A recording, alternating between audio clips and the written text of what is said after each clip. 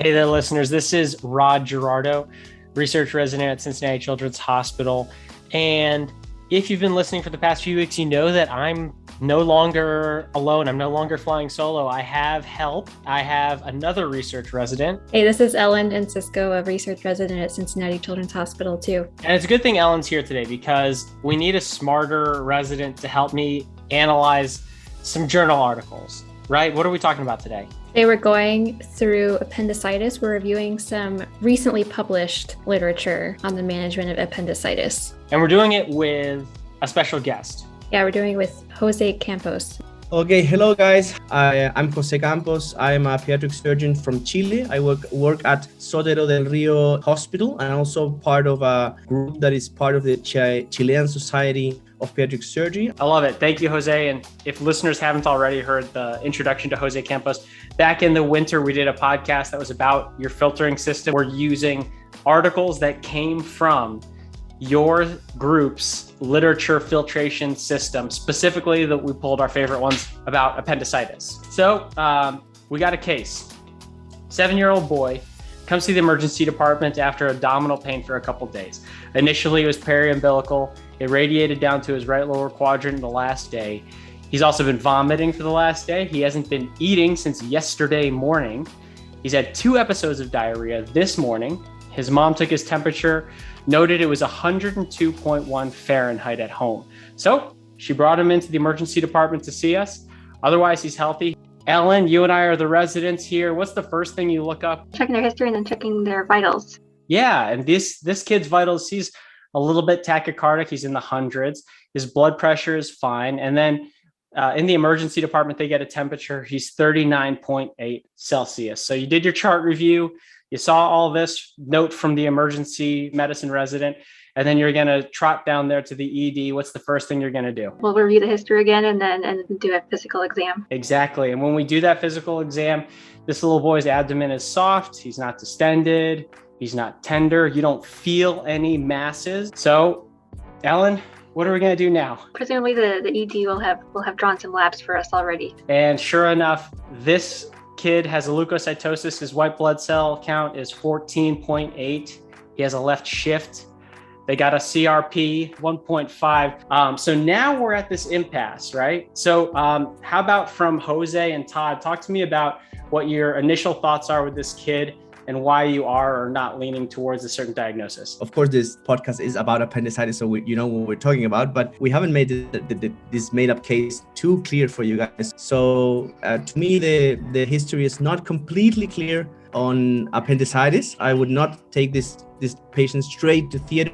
This child has a story that doesn't sound that much like appendicitis. He's got diarrhea and he's got no right lower quadrant tenderness.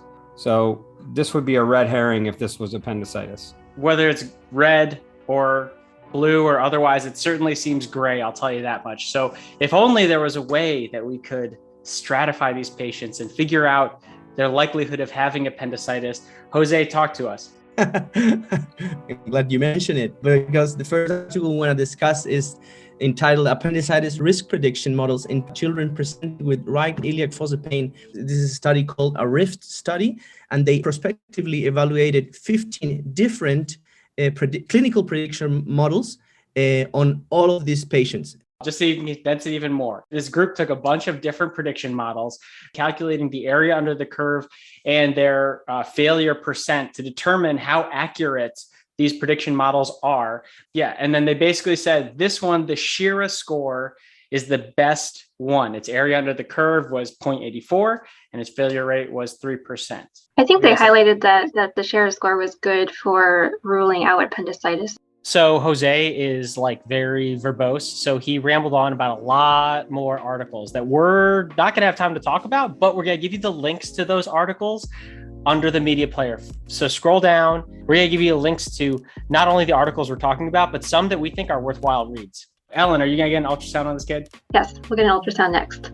Me too. So here They tell us on the ultrasound that it's equivocal for appendicitis to correlate with the clinical picture. Okay, that's why we chose the next article, Pediatric Appendiceal Ultrasound, Maintaining Accuracy, Increasing Determinism, and Improving Clinical Outcomes following the introduction of a standardized reporting template to either say this is or this is not, and only leave equivocal for a few identified situations. So this was a pre and post intervention. And the main finding is that the equivocal report was dropped down from 27% to 9%. They dropped the CT use from 19% to 9%. So they reduced their CT use by half.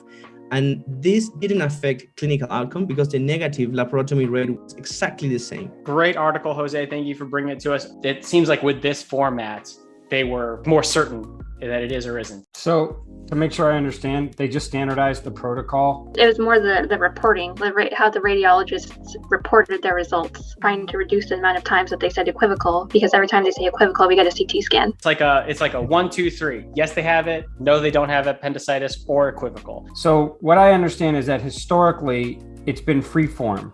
So it's really easy for the radiologist to give an equivocal type of result, which then always ends up leading to a CAT scan. By moving to this system, it is making them commit to a score, which then can be used to help decide in a much more specific way who should be getting secondary imaging. That is awesome. All right, so let's say we get the ultrasound and then the report says acute uncomplicated appendicitis. So should we operate or should we treat with antibiotics? What do you got for us, Jose?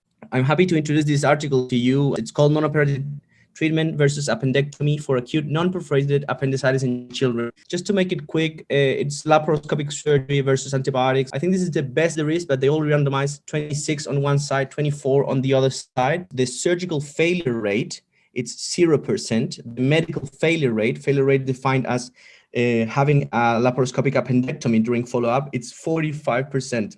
So I'm not sure if I can make a decision on practice based on this, but definitely we can study better. We can inform parents better. Yes, absolutely. The conversation with the parents, I think, is shifting. It's a small study. It's an interesting study, but is this one going to change things? I don't think so. This is a pilot study, and the authors have been very clear on this, but this is the best we got right now in pediatric surgery. We decide we're going to operate. So now the question is, for preoperative antibiotics, what should we get? And so we have another paper here from Jose. These authors, they published in Annals of Surgery in 2020 a large retrospective cohort study based on the NSQIP database, and they looked at the two most commonly used narrow-based antibiotics for non-complicated appendicitis, those being ceftriaxone versus ceftriaxone plus metronidazole. They were able to show, after adjusting for multivariate analysis, that there's a 90% reduction in surgical site infection when you use ceftriaxone plus metronidazole compared to ceftriaxone. Yeah, we use ceftriaxone and Flagyl as well. We decide on our antibiotics. We're going to take this kid for a lap appy, but you're going to see different things when you get in there intraoperatively. And how do we define those things? And that's what this next article is. So this article, I find it very interesting. It's called Development and Implications of an Evidence-Based and Public Health Relevant Definition of Complicated Appendicitis in Children. When we've been treating appendicitis for, more than 100 years, we still don't know how to stratify appendicitis correctly. There's a lot of history to trying to figure out a definition for perforated appendicitis. It goes way back to 2005. Dr. Sean St. Peter and Whit Holcomb came up with a definition of a perforated appendicitis, meaning a hole in the appendix or fecal within the abdomen. And then in 2008, they went back and looked at the abscess rates based on that definition. That was the study that clearly showed that it's a hole in the appendix and stool in the abdomen. This one helps to validate that. Again, they used the NSQIP database, and this is a retrospective cohort study. And they took 5,000 patients and they individualized all the intraoperative findings. So single intraoperative findings were correlated whether they had more adverse events postoperatively or not. They found actually only 4 variables that correlate with complicated postoperative course for appendicitis. And those are a visible hole, an abscess, a fecal leaf, and diffuse fibrinopurulent exudate outside the right iliac fossa or pelvis. And all of these four factors, after adjusting for all variables, they had higher adverse effect. They had higher length of stay, higher emergency department visits, and higher use of hospital and patient resources. So I would definitely use these definitions in the future. And the only thing that's different in here, that's different than the St. Peter study, is that this study said that pus in the abdomen is a predictor of abscess, because in Sean's study, that was not a predictor of abscess. So after we do our appendectomy, the next question we ask ourselves is, should we be giving patients post-op antibiotics afterward if it was a simple, uncomplicated appendicitis? A randomized controlled trial, this time was a double-blinded trial. I think the methodology is quite good. It's entitled, "Are postoperative intravenous antibiotics indicated after laparoscopic appendectomy for simple appendicitis?" They ended up recruiting 243 patients, and they were randomly assigned to either 2 doses of postoperative antibiotics or placebo.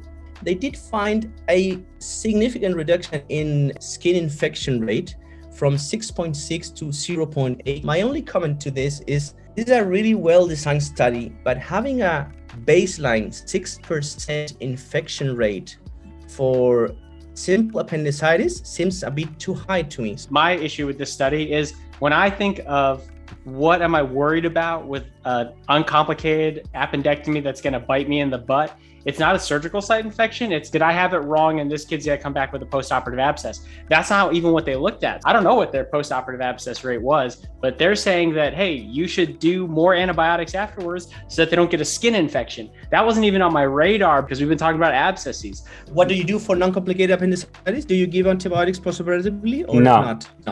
No. And this paper wouldn't change your management either. No.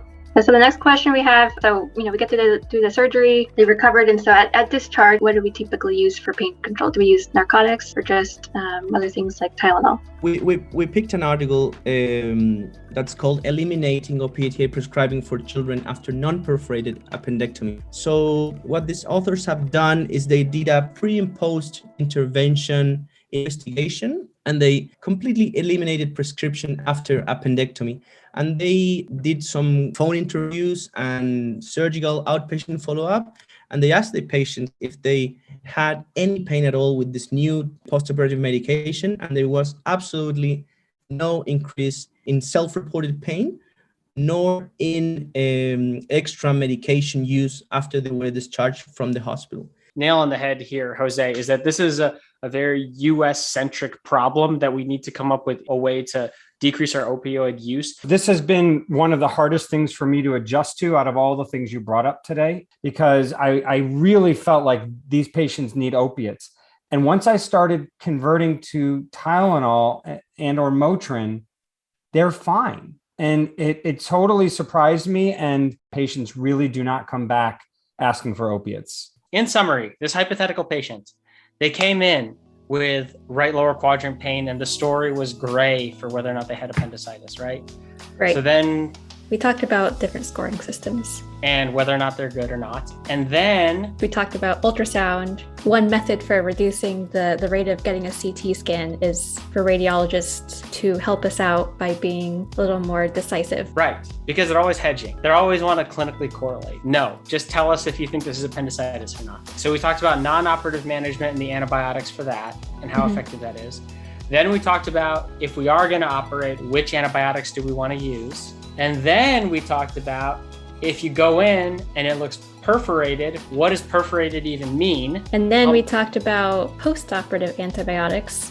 Yep. And if we need those, then we all decided we don't typically use them for simple appendicitis. We don't. We don't need to. In the United States, sometimes these patients go home with opioids, and maybe they shouldn't. Right. Okay. Right. At least one institution cut them out of their practice successfully. So maybe everyone else could. Yeah, think about it. As a reminder, there's more literature for you to read. There's more homework for you to scroll down and click the links and check it out. And we're going to keep doing these if you like them. We'll keep making these. But in the meantime, if you want more controversial literature debates or discussions, or you want to hear from Jose because you didn't hear enough from him, what can they do? They can tune in for our update course coming up soon on August 27th. Alternatively, download the Stay Current Pediatric Surgery app. Yeah, it's in the Apple App Store. It's in the Google Play Store. I'm Rod Gerardo from Cincinnati Children's. And I'm Ellen Encisco, also from Cincinnati Children's. And remember, knowledge should be free.